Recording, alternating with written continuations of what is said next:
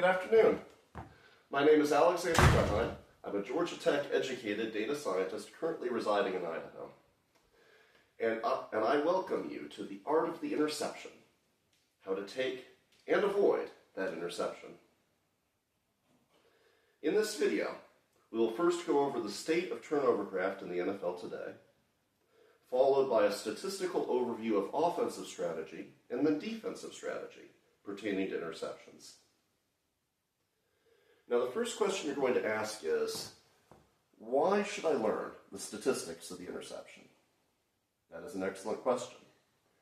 And just as a picture is worth 1,000 words, this chart is worth 1,000 passes.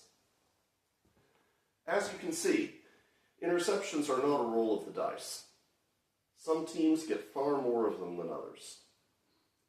For example, in the 2023 season, a shocking 4.2% of all Cleveland Browns passing plays ended in an interception.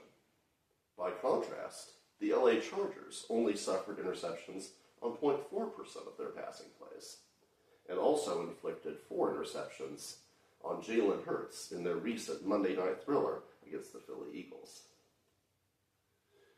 Many strategies are in use on both the passing and defending sides to secure or prevent yardage.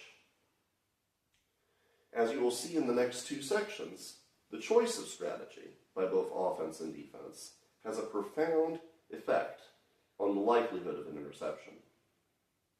Another thing that has a profound effect on the likelihood of an interception is the number of defenders within 5 yards of the targeted receiver. We used object-oriented programming to determine the number of defenders within 5 yards of the targeted receiver for every 1/10 of a second in every passing play of the entire 2023 season. We call this region of the field, this circle around the targeted receiver that moves with them, the analytic bubble. From this script, we found 2 statistics that proved the most useful. The number of defenders that were ever within that 5-yard analytic bubble, and the proportion of all of the time from all of the downfield defenders that they spent within that analytic bubble. Now, the first question your offensive coordinator should ask is, what routes should my receivers be running? Now, there are many factors that go into a play call. Some outcomes will be more important at some times in the game than others. And we'll go over some of those other factors in later charts. But this chart in particular is showing you that some routes are vastly more likely to be picked than others. What's more, these are not uncommonly used routes. They make up a very large percentage of the total passes run, and as a result, a very large percentage of the total interceptions caught.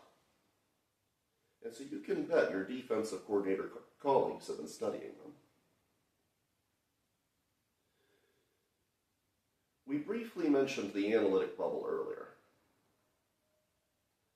As you can see from this chart, the number of defenders within that analytic bubble, our first statistic, has a profound effect on the likelihood of all 3 things that can happen when you pass the ball.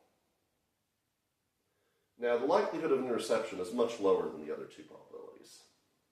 But if you look carefully, you'll notice that it is not constant with respect to the number of defenders. Let's zoom in. We can see clearly, now that we've zoomed in, that the likelihood of an interception increases substantially from no defenders in the analytic bubble to 1, and then again from 1 to 2, and then again from 2 to 3, and then mysteriously drops off at 4, before going up again at 5. Now, it is not the case that the likelihood increases for the same amount for all routes. As you can see here, for the post route, the relatively high probability of interception seems to be largely unchanged by the number of defenders in the analytic bubble. Whereas by contrast, For the cross route, it starts out extremely low and then gets higher and higher and higher as defenders are added.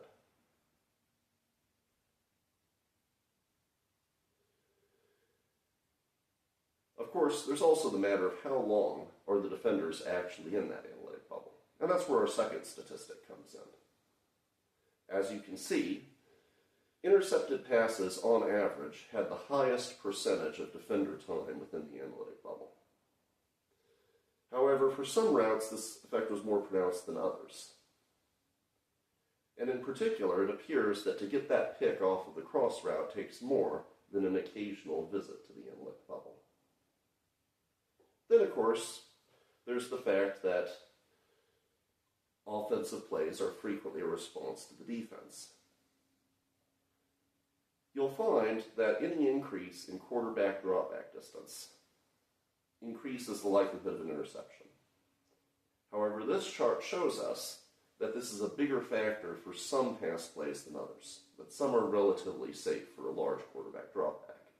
And so if you have a situation where your quarterback is being substantially rushed by the defensive line, switching to plays where that additional dropback is unlikely to lead to an interception is probably a good idea. And then there's the simple fact that there's a natural trade-off between the likelihood of an interception and the length of the pass.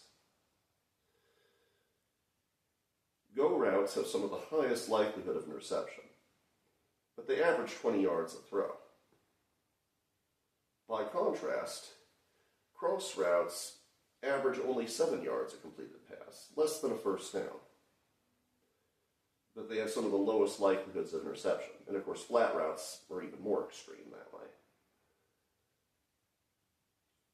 In some cases, a long pass intercepted on third down could simply be equivalent to a good punt.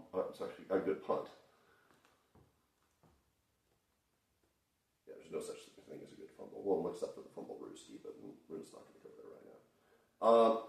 So anyways, that finishes it for offensive strategy. Now let's look at defensive strategy. Once again, you can see that some strategies are much more likely to get the ball picked than others, and that there's an interaction between the strategy and the number of defenders within the analytic bubble. Now, for zone coverage strategies, it is clear that a defender in the analytic bubble means that the defender chose the right receiver to target. Interestingly, Zone 6 for the 2023 season showed, under the right conditions, an interception probability of 8%, or 1 out of 13 passing plays.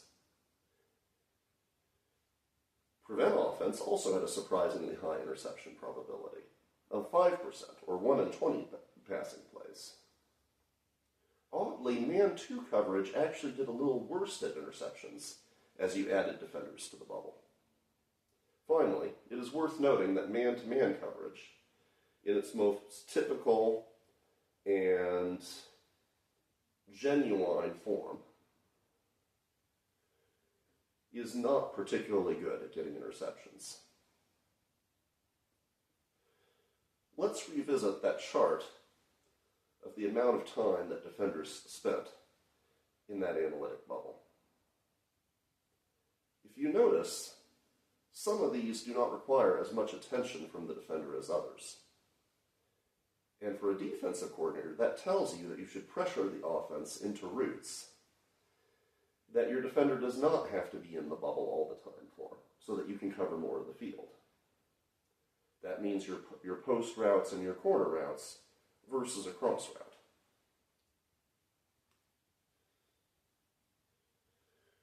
Remember, turnovers are not destiny. There is a science to getting them and avoiding them.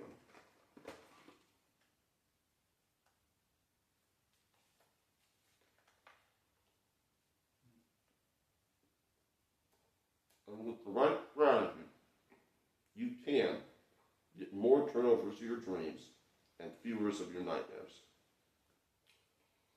May the turnover be with you!